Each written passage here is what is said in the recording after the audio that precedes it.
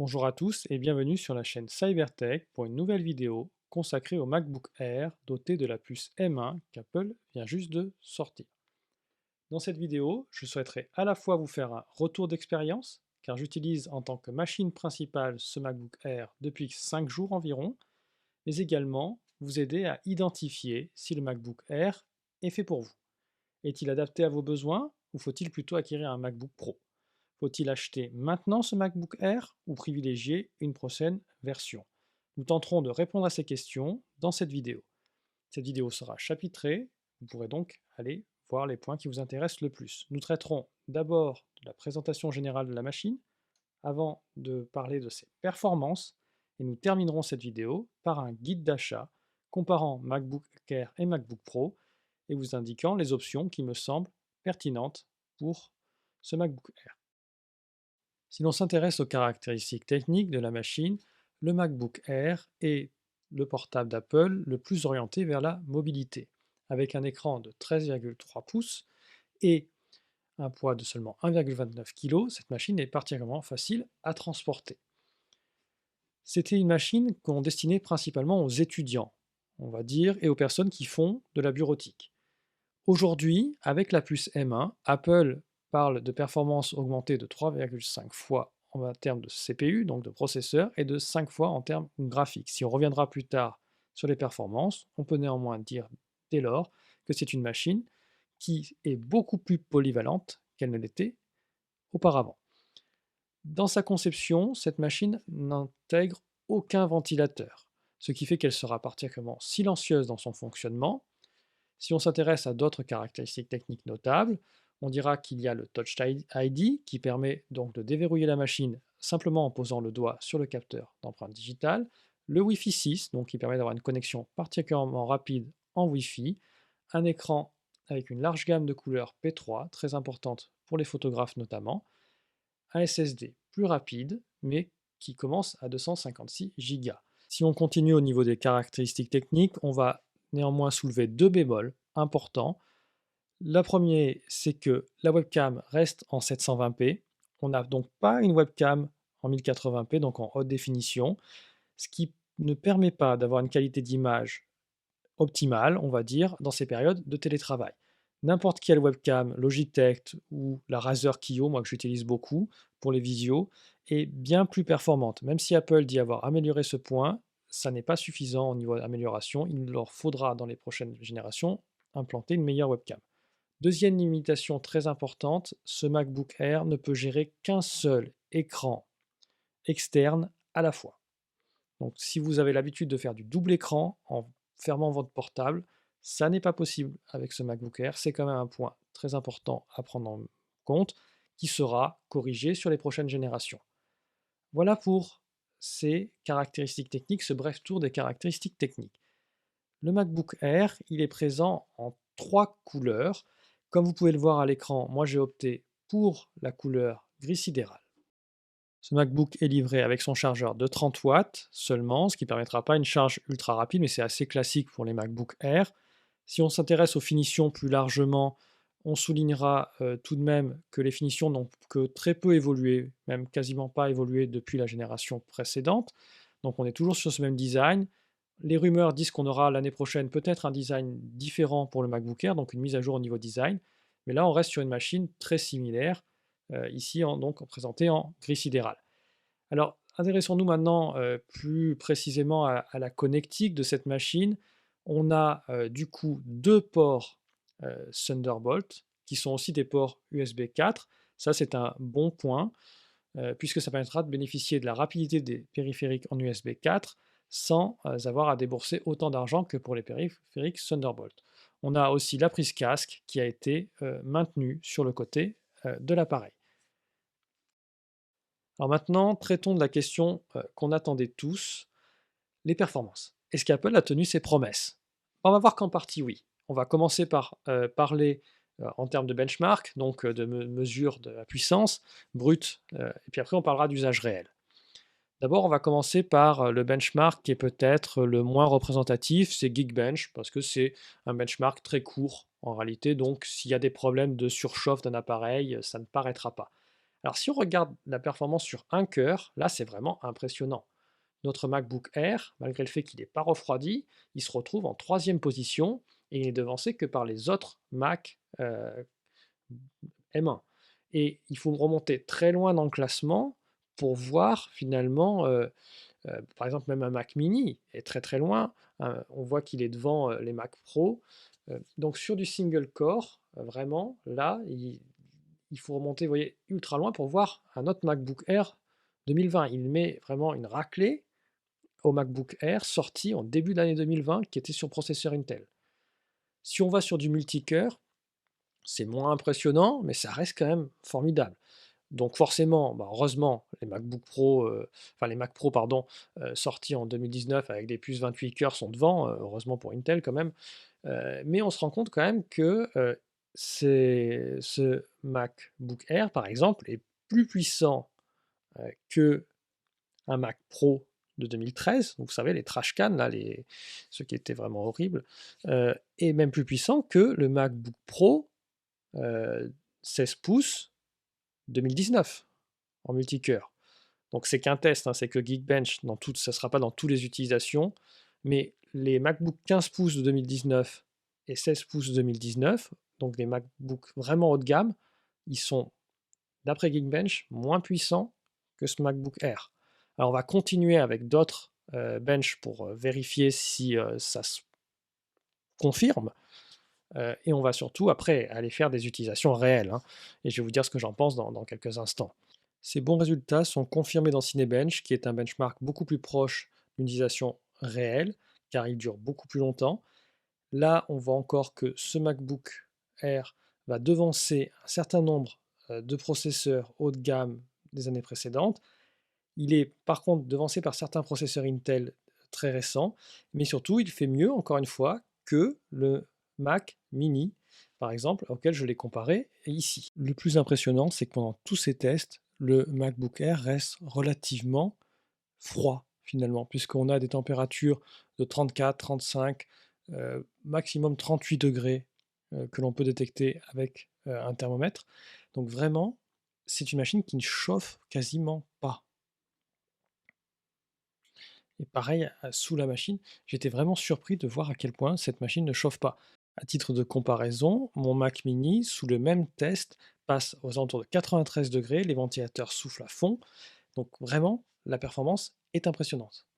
Ce qui est plus impressionnant par contre, c'est que contrairement à beaucoup de machines Apple sous processeur Intel, ce MacBook Air conserve globalement ses performances dans le temps. Après avoir fait passer plus de 30 minutes de Cinebench, je perds maximum 200 à 300 points sur le score et pas plus. Donc la dissipation thermique, elle semble tout de même excellente. Pour compléter brièvement les résultats de deux benchmarks supplémentaires proposés par la marque Blackmagic, et notamment ce qui nous a intéressé ici, c'est la vitesse du SSD. Sur l'un d'entre eux, on peut voir les débits à l'écriture comme en lecture qui sont quand même très rapides. Apple a vraiment mis un SSD de qualité dans ses MacBook.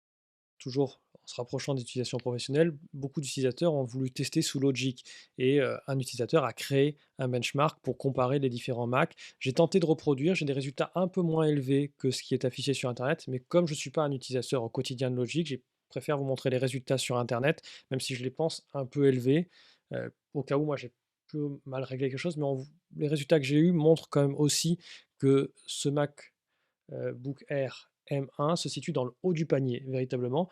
Et comme il est complètement silencieux, bah, je pense qu'en machine secondaire, pour des musiciens, ça peut être très intéressant. La seule chose sur laquelle j'appelle un peu la prudence, c'est que moi, les résultats que j'ai sont plus proches de ceux du MacBook Pro qu'on voit là que du MacBook Air qui était publié plus haut. Mais quoi qu'il en soit, ça reste d'excellents résultats. Passons maintenant aux logiciels qui utilisent de la 3D, que ce soit les logiciels professionnels ou les jeux. C'est là que je vais avoir le plus gros bémol à émettre, parce que c'est là où j'ai le plus de bugs. Aujourd'hui, je pense que si vous avez besoin de la 3D, attendez avant de passer sur ces Macs. Je vais vous montrer quelques résultats de benchmark. Alors ci-dessus, les résultats d'un rendu sous Blender qui confirment les bonnes performances tout de même de notre MacBook Air. Si on prend en compte le fait qu'il n'a qu'une puce intégrée, il n'a pas une véritable carte graphique dédiée. Mais là, je vais encore émettre un bémol. Ce graphique, je suis allé l'extraire du coup d'une vidéo. d'un autre youtubeur parce que quand j'ai essayé de reproduire ce benchmark, ça plante une fois sur 2, très clairement. Donc moi, j'ai eu des vrais bugs au niveau graphique. Ça n'a jamais été le cas sur, les autres applications, mais au niveau graphique, j'ai vraiment des bugs. Alors sur les jeux, c'est pareil. Il y a des jeux qui ne démarrent pas du tout, il y a des jeux qui démarrent mais plantent en cours de partie, mais la majorité des jeux quand même fonctionnent. C'est ce qu'il faut dire, souvent en émulation et fonctionnent, bon, de manière un peu décevante quand même, on peut le dire, hein. Apple avait fait la pub de ses, processeurs Apple Silicon en montrant une émulation de Tomb Raider extrêmement fluide. J'ai tenté de reproduire cette expérience et si l'on ne met pas les graphismes en bas ou en très bas au niveau de la qualité, on n'a pas une expérience de jeu ultra fluide. Pourtant, le GPU de, ce MacBook Air, si on prend sa puissance absolue, il n'est pas très, très loin de ce que pouvait fournir une PS4, tout de même en termes de teraflop, hein. Donc on est sur des jeux qui ne sont pas encore optimisés ARM. On peut penser que s'il y a des jeux un jour qui sont optimisés ARM, ça fonctionnera mieux. Mais là, pour l'instant, pour les jeux Mac, bah, comme Tomb Raider, ouais, on a maximum 30 FPS, quoi. Sont enfin aux performances en édition vidéo. Et là, très clairement, le MacBook Air, bah, il change complètement de dimension. On passe d'une machine qui n'était absolument pas capable d'être utilisée en machine principale pour un monteur occasionnel à aujourd'hui une machine qui pourrait largement suffire pour la plupart des monteurs occasionnels. Et ce type de benchmark, bah, les résultats qu'on a, ça se confirme dans l'utilisation au quotidien. Il y a une fluidité incroyable, je trouve, sur Final Cut Pro lorsqu'on utilise ce MacBook Air. Là, j'ai même tenté de mettre un fichier 8K pour voir ce que ça donne. Et ben, c'est comme dans la démonstration d'Apple, c'est aussi fluide que ce qu'Apple a pu montrer. Ils n'ont pas menti sur ses performances.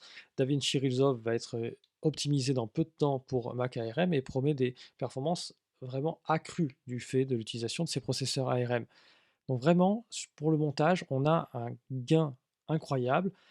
Le MacBook Pro fait un peu mieux, donc pour les monteurs, je conseillerais quand même plutôt le MacBook Pro si vous avez le budget, mais le MacBook Air devient une machine pour du montage occasionnel qui est vraiment très très performante. Nous voici parvenus à la dernière étape de notre test, l'utilisation quotidienne. J'ai utilisé ce MacBook Air pendant 5 jours et qu'est-ce que j'en ai pensé? Eh bien, quasiment que du bien. Ce qui est incroyable, c'est effectivement les performances pour les programmes optimisés pour ARM sont très bonnes. Mais pour les programmes qui ne sont pas optimisés pour ARM, une fois qu'on a installé Rosetta, c'est quasiment transparent. Le premier démarrage est un peu lent, mais une fois que le programme a démarré pour la première fois, on ne se rend quasiment plus compte que ce n'est pas un programme qui a été fait pour ces processeurs ARM. On peut installer Microsoft Office, OpenOffice, LibreOffice, ils seront après porter ces programmes en ARM, mais ils fonctionnent dès à présent. J'ai pu utiliser mon imprimante, mes disques durs, l'ensemble de mes périphériques, mes docks, etc. Tout cela avec fluidité, sans me rendre compte qu'on avait finalement fait une migration vers une nouvelle architecture. Ce qui veut dire que cette machine, elle est déjà opérationnelle pour 90% des utilisateurs. Si vous n'avez pas besoin de 3D avancé, si vous n'avez pas besoin de plugins spécifiques sous Final Cut par exemple, vous pouvez utiliser directement ces Macs. Ce qui fait que ça en fait la machine de bureautique, de surf internet parfaite finalement, car son prix est très contenu. Je la conseillerais à tous les étudiants notamment qui voudraient travailler sur Mac.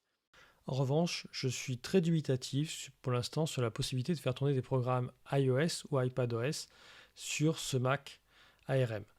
En effet, la plupart de ces programmes nécessitent une jouabilité tactile ou en inclinant un téléphone par exemple, pour ce qui est des jeux. Et là, très clairement, on n'a pas cette compatibilité-là du fait que le MacBook Air n'est pas tactile. Donc pour l'instant, c'est quand même assez limité, c'est plus gadget, je trouve, qu'autre chose, mais peut-être que certaines applications seront utiles, je ne sais pas. C'est vrai qu'en plus, on ne peut pas redimensionner l'application en elle-même. Donc à voir, mais moi pour l'instant c'est l'un des points qui m'a un peu déçu alors que je me disais tiens ça pourrait être intéressant. Il est temps à présent de conclure sur le test de ce MacBook Air. Je ferai d'autres vidéos avec un guide d'achat plus bref, mais est-ce que c'est une bonne machine? La réponse est oui, les finitions sont excellentes, on a un gain de puissance formidable qui en fait une machine ultra polyvalente, on peut la conseiller à 90% des utilisateurs. Elle sera parfaite pour un usage de bureautique, de surf internet, de streaming de vidéos. Elle pourra permettre du montage occasionnel, de la retouche photo occasionnelle et même de la musique. On l'a vu avec les benchmarks sur Logic. C'est une machine qui me semble aujourd'hui correspondre à la majorité des utilisateurs. Alors la question, c'est justement, est-ce que l'on aurait un intérêt à aller vers le MacBook Pro?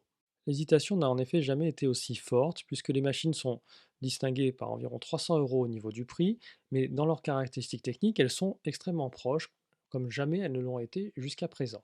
On a en effet la puce M1 qui motorise ces deux machines. On a jusqu'à 16 Go de RAM, jusqu'à 2 Tera de SSD pour ces deux machines.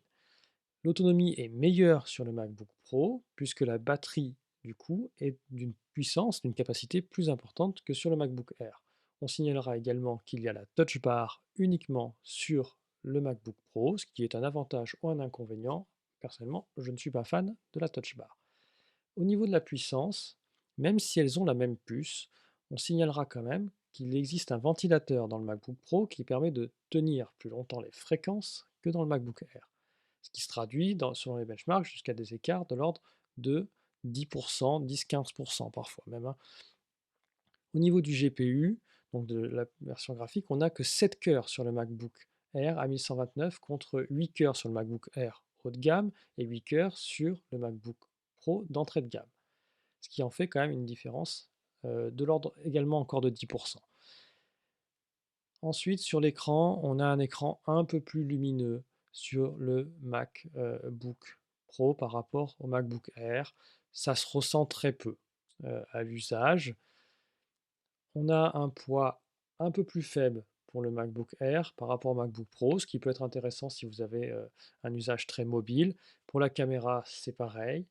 Pour l'audio, et notamment pour les micros du MacBook Pro sont d'un peu meilleure qualité que ne le sont les micros du MacBook Air. Voilà pour les principales différences entre ces machines. Mon conseil, c'est si vous avez un usage classique d'un ordinateur, surf internet, bureautique, prenez un MacBook Air. L'écart de prix ne vaut pas la peine. Si vous avez un usage plus avancé, notamment, on en a parlé, la 3D, de la retouche photo. Je pense qu'il faut, la retouche photo, même le montage vidéo, je pense qu'il faut attendre en fait les Mac de la génération suivante. Parce que tous les défauts de jeunesse de ce MacBook Air devraient être corrigés. C'était Cybertech, j'espère que cette vidéo vous aura plu. N'hésitez pas à vous abonner à la chaîne et à me dire ce que vous avez pensé de ce test dans les commentaires.